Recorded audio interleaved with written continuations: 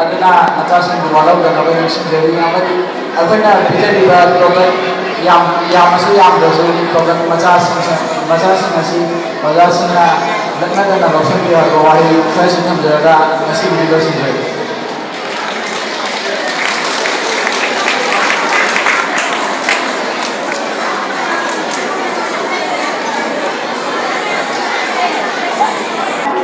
President of today's ceremony to give a short speech to all of us. Please welcome.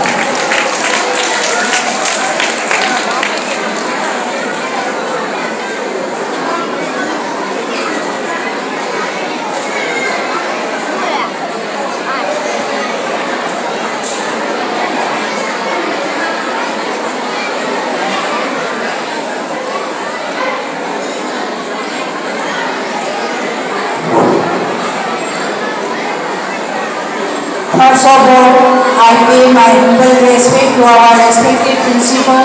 headmistress, my dear colleagues, and my dear students.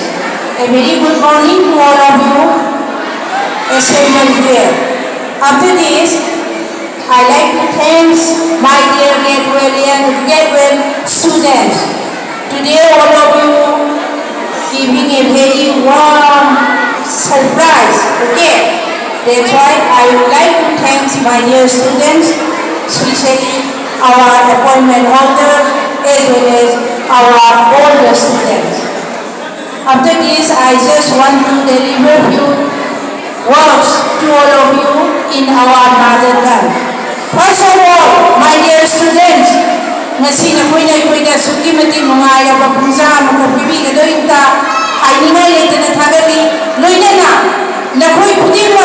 hol asida yamna inna chingna leiragadi aikoina amukka hena nungaigani haina medamna nakoi na phumda haini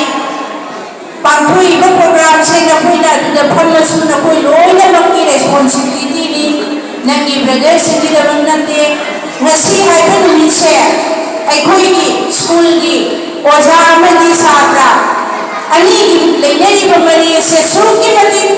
phajai haiba nakoi gi phamda utkadawri bani Sumbrona bro bidan hai sino. Okay, aku ini ngatak tumi na lai sino. Nakoi na ngasi wazasi ni mapam na Teachers Day ay na celebrate daw ni siya. Teachers Day ay siya. Mipong kuling mati. Ako'y nupa ogira, nupi ogira, amang ogira, ahal ogira. Ako'y gimiloy ba? Ako'y pulsila waza ay siya. Yaw tabi ati. Kaya kung masintham naman ay na maipati harabani oza ay bisiyaw yuti ate ko. Ano oza ay bisi pitimi na lai ibamiyoy kunin maki punsi kita yaw na jaw na pagka gawin ba at umamisa naman ni Noina na ay ko'y kunin maki kaya nilihan man mo oza ay nagiti kanano ay ipopi ba ima sinay kaya nilihan man mo oza ni ngasi medamna nakoi puti matai ni kani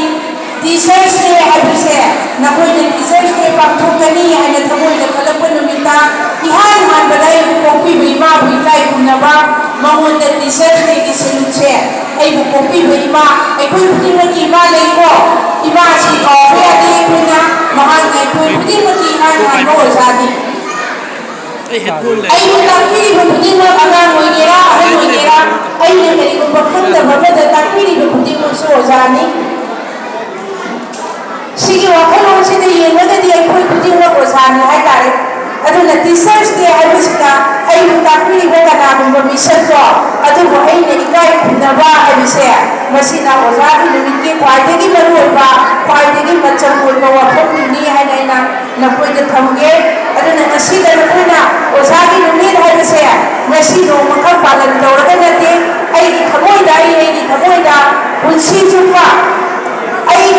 ozaga tana thana yati ay ba wakal oza thamini ni miyoy ba ay ba zati sina kaino noida aranda wakal onimata tamma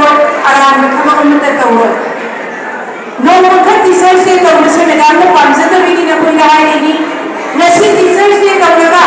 hayeng nongala ko wajada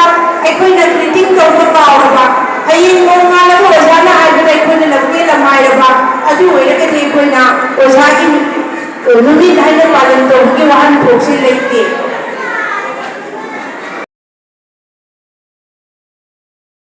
aina haise oja haibise mafam khudimata koina chakki ba mafam dai koina oja haibise dum leigadoini ꯑꯩꯈꯣꯏ ꯈꯨꯗꯤꯡꯃꯛꯅ ꯈꯪꯅꯗ꯭ꯔꯕ ꯋꯥꯈꯜꯅ ꯆꯃꯝꯅꯔꯕ ꯃꯇꯝꯗ ꯂꯧꯁꯤꯡꯒꯤ ꯊꯥꯡꯃꯩ ꯄꯤꯕꯤꯕꯒꯤꯗꯃꯛꯇ ꯑꯣꯖꯥ ꯈꯨꯗꯤꯡꯃꯛꯄꯨ ꯑꯩꯈꯣꯏꯅ ꯑꯩꯈꯣꯏꯒꯤ ꯊꯃꯣꯏꯗ ꯏꯀꯥꯏ ꯈꯨꯝꯅꯔꯤꯕꯅꯤ ꯉꯁꯤ ꯑꯩꯈꯣꯏꯅ ꯀꯦꯟꯗꯜ ꯊꯥꯜꯂꯒ ꯑꯣꯖꯥꯒꯤ ꯅꯨꯃꯤꯠ ꯄꯥꯂꯟ ꯍꯧꯔꯤꯁꯦ ꯑꯩꯈꯣꯏꯒꯤ ꯊꯃꯣꯏꯗ ꯑꯉꯥꯟꯕ ꯃꯩꯉꯥꯟ ꯑꯃ ꯆꯨꯈꯠꯂꯒ ꯅꯨꯡꯁꯤꯕꯒꯤ ꯃꯩꯉꯥꯟ ꯑꯃ ꯆꯨꯈꯠꯂꯒ ओझा हाइबे जासे की पुंगिंग दा इकाई खुंदबसे मतम सुपदा होइसे हाइबो वफमसे अइना नकोइना थम नकोइनि मफमदा थमि